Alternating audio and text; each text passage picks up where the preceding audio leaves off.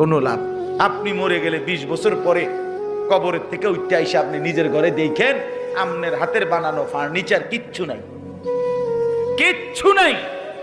যদি জিজ্ঞাসা করেন ফুত নাতি আমার বানানো খাট পালং দিকই, বলবে দাদা ইডি ওনার চলে না, হালাই দিছি বলতে। এগুলো এখন আর কি চলে না দাদা।